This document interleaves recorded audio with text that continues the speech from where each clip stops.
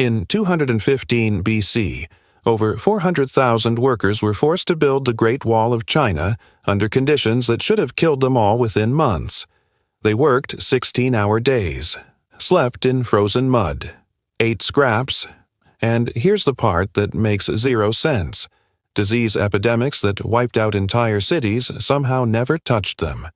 No typhoid outbreaks, no mass graves from fever, no records of plague.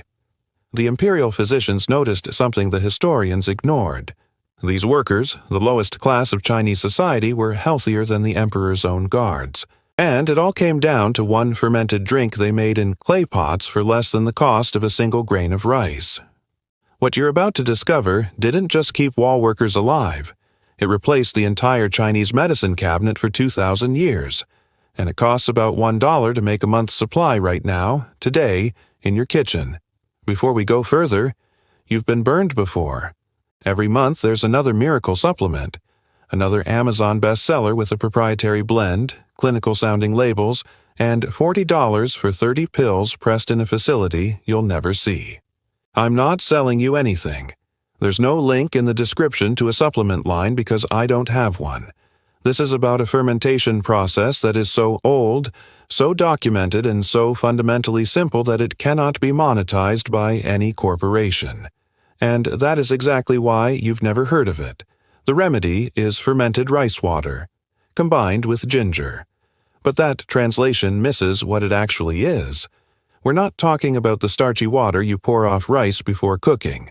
We're talking about a controlled microbial fermentation that transforms a handful of grain into something that modern immunology now recognizes as a genuinely powerful intervention for gut and immune health. Archaeological evidence from Qin dynasty labor sites confirms that fermentation vessels were standard camp equipment. Not for alcohol, not for food preservation, but specifically for daily tonic preparation. The early Chinese medical literature of this period, including texts recovered from the Mawangdui tomb site, reference fermented grain preparations repeatedly as primary remedies for respiratory illness and digestive weakness. More than ginseng, more than any other single herb. These were not fringe observations. This was mainstream medical practice during the construction of one of the largest engineering projects in human history. Let's go back to that wall, because the mortality picture is more striking when you understand the full context. The survival rate for forced labor in the ancient world was catastrophic by modern standards. We have enough comparative records from Egyptian, Roman, and Persian construction projects to establish a baseline. Brutal physical conditions, inadequate nutrition, and close quarters created ideal conditions for dysentery, typhoid, respiratory infection, and wound infection. Without antibiotics, without germ theory, without basic sanitation infrastructure, mass illness was inevitable and expected. The Great Wall records don't show this pattern. Archaeological analysis of burial sites along the wall's construction zones shows a population that suffered heavily from physical injury and exhaustion, crushed bones, stress fractures, the physical damage of extreme labor. But not the skeletal markers of systemic immune collapse, not the evidence of epidemic mortality. The construction timelines, cross-referenced with estimated labor forces, suggest these workers survived at rates that historians found difficult to explain through diet or shelter alone. So researchers started asking, what were they consuming that might account for this? Every morning, before dawn and before the first meal, workers drank a bowl of fermented rice water mixed with fresh ginger. The fermentation ran 3 days in summer, up to 5 in winter. The ginger was added on the final day. Imperial overseers enforced this practice, not out of concern for worker well-being, but because the empire had noticed, empirically over generations, that camps maintaining this practice stayed functional. Camps that ran out of fermented stores got sick. The Qin dynasty didn't understand microbiology. They didn't need to. They were watching what actually happened to real people across decades of observation. And what they observed was consistent enough that it became an enforced daily protocol. Now, let's connect this directly to where you are right now. The average American spent over $11,000 on healthcare in 2023, insurance premiums, copays, prescriptions.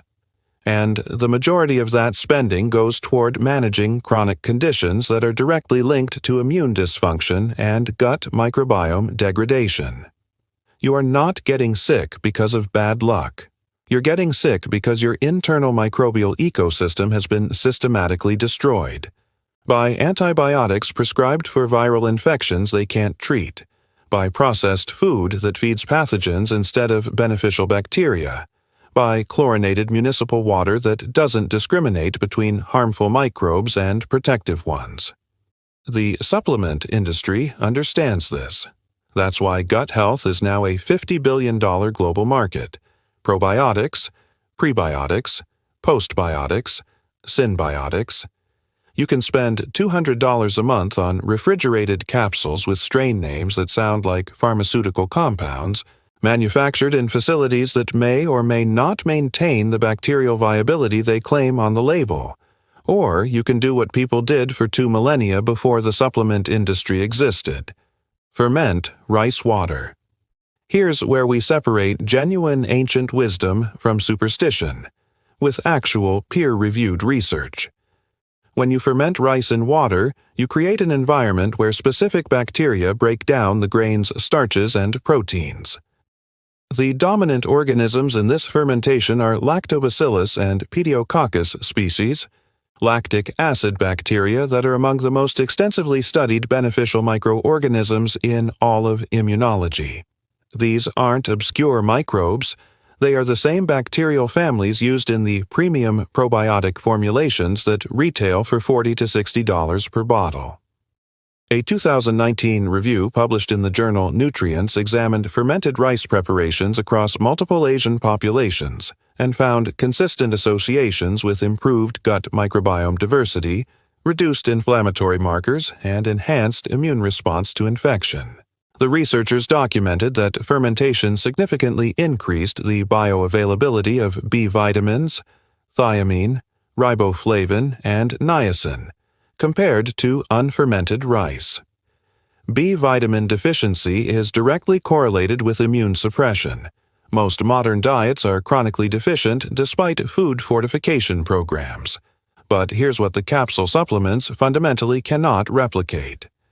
The fermentation also increases the concentration of beta-glucans, the same immune-activating polysaccharide compounds, found in medicinal mushrooms that sell for $70 per bottle in health food stores. Beta-glucans don't just support the immune system. They activate macrophages and natural killer cells, the first responder components of your immune defense. Now add ginger, and this is where it becomes genuinely remarkable. Fresh ginger root contains active compounds called gingerols. When ginger is dried or cooked, these convert into shogaols, which research suggests are actually more potent. Both compounds have been studied in dozens of peer-reviewed immunology papers. What the research shows is this. Gingerols and shogaols directly inhibit the production of pro-inflammatory cytokines. This is critical to understand because most of what we experience as illness, the fever, the aches, the fatigue, the inability to function, is not caused solely by the pathogen itself. It's caused by the inflammatory response the pathogen triggers. Ginger doesn't just make you feel better, it modulates the immune cascade that turns a manageable infection into a debilitating one. Research published in the Journal of Ethnopharmacology found that fresh ginger had direct inhibitory effects on human respiratory syncytial virus, one of the primary causes of respiratory infection in adults, both by blocking viral attachment to cells and by stimulating immune secretion responses. This research was conducted in the 21st century with modern laboratory equipment. The Chinese physicians writing about ginger's effects on respiratory illness were doing it in 400 BC with no microscopes, no virology, no molecular biology. They got the same answer by watching what happened to real patients over thousands of years. When you combine fermented rice water and ginger, you are simultaneously activating multiple immune mechanisms, populating the gut microbiome, which now represents our best understanding of the body's primary immune organ. Activating innate immune cells through beta-glucan signaling, directly modulating inflammatory response through gingerol compounds, and correcting B vitamin deficiencies that suppress immune cell function at the most basic level. The modern supplement industry charges $200 a month to address these same mechanisms with isolated synthetic compounds. The Great Wall preparation addresses all of them simultaneously for less than $2. And this isn't an isolated case. The same biological principles show up in multiple traditional remedies across different cultures. I've compiled some of the most practical ones in the description if you want to explore them further. The obvious question: if this is real, why doesn't everyone know about it?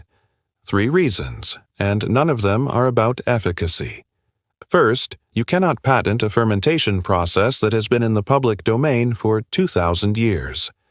Here is no mechanism for a pharmaceutical company to recoup the investment of a large-scale clinical trial when the product being validated can be made in any kitchen for pennies. So, the research that exists, and there is meaningful research, remains scattered across food science journals and ethnopharmacology publications that mainstream health media never covers. It doesn't get packaged into the studies that generate clinical recommendations because there's no commercial structure to fund that packaging.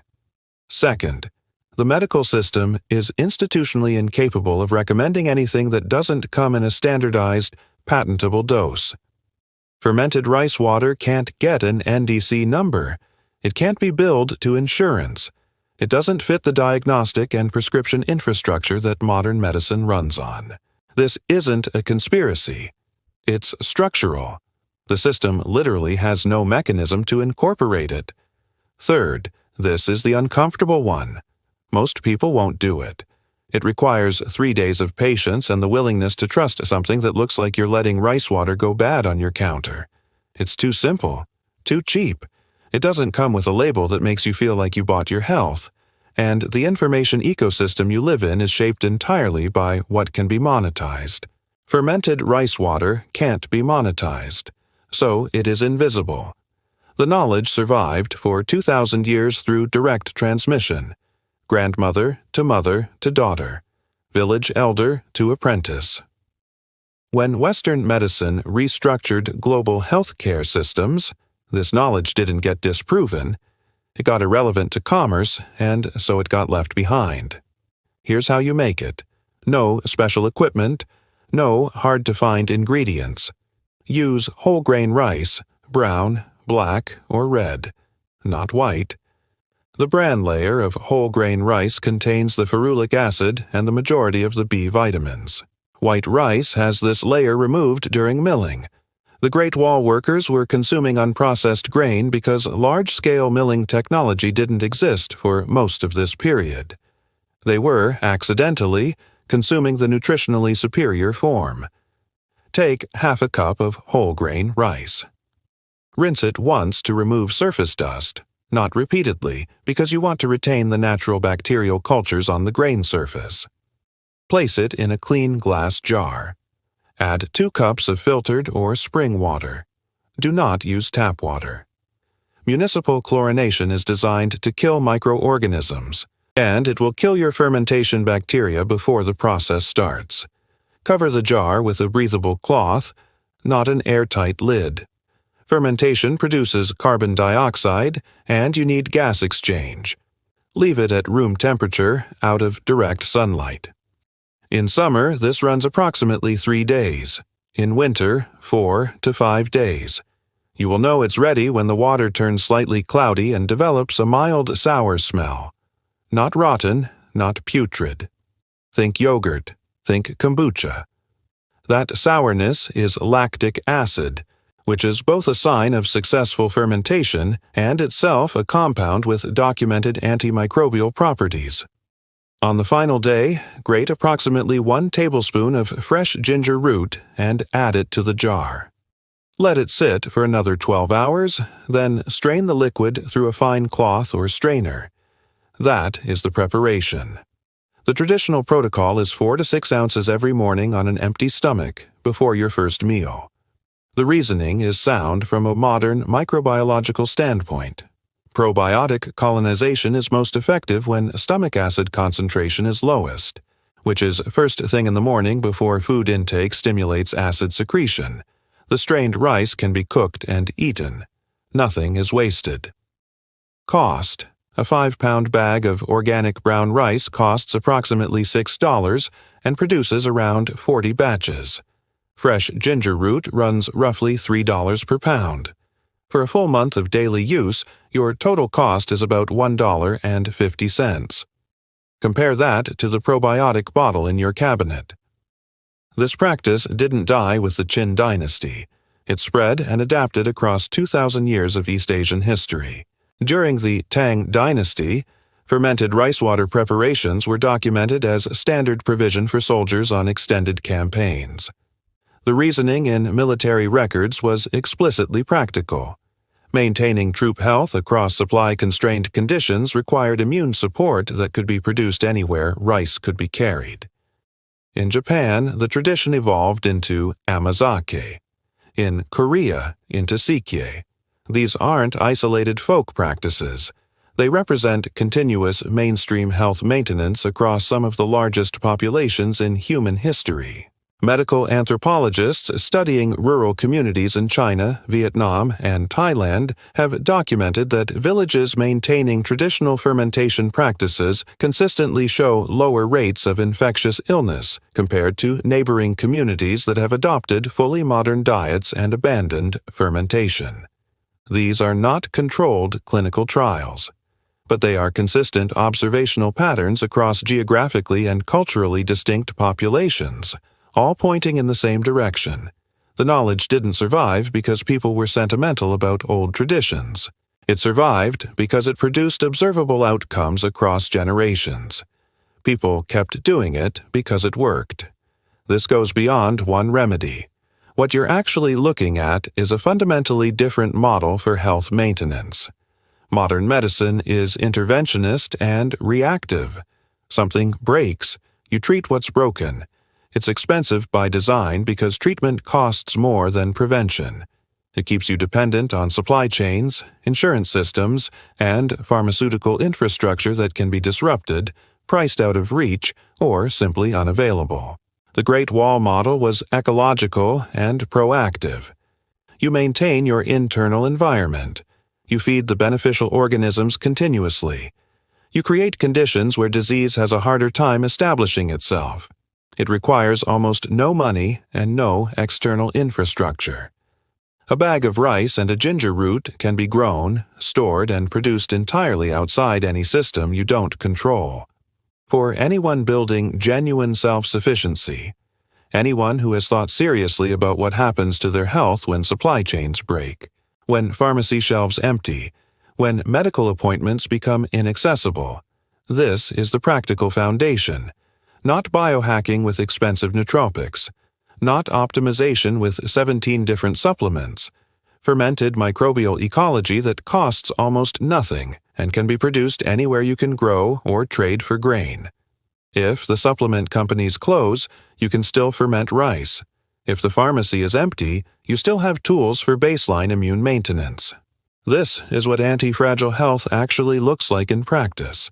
Let me be clear about what this will and won't do. This is not emergency medicine. Acute infections may still require antibiotics. Serious disease requires professional care. What this does is shift your baseline. It rebuilds the gut microbiome diversity that modern living systematically destroys, and a robust microbiome is your body's primary immune infrastructure. The effects are not immediate. You're rebuilding an ecosystem. Modern probiotic research shows measurable immune marker improvement at 6 to 8 weeks of consistent use. Reduced frequency of respiratory infections, faster recovery from illness, better inflammatory regulation. Give it 90 days before you evaluate. Here's what I want you to do. Make one batch. Follow the preparation exactly. Drink 4 ounces every morning for 30 days. Track one thing. How often do you get sick compared to the same period last year? If it does nothing, you've lost $1, 50 and 30 minutes of effort. If it works the way 2,000 years of continuous use across multiple civilizations suggests it will, you've just discovered a health practice that could save you thousands of dollars and countless sick days for the rest of your life. The Great Wall still stands. Tourists walk it every day, marveling at the engineering. But the real marvel wasn't the stones. It was keeping 400,000 people alive long enough under impossible conditions to place them. That miracle came from clay pots of fermented rice water that cost less than a single coin. Your health doesn't require a fortune. It requires knowledge. And now you have it. Make the tonic. Track the results. Share this with someone who needs to hear it. The empire that built the Great Wall collapsed 2,200 years ago. The remedy that kept its workers alive still works, still costs almost nothing, still requires nothing you can't produce yourself. That's the kind of knowledge that outlasts civilizations. Guard it accordingly.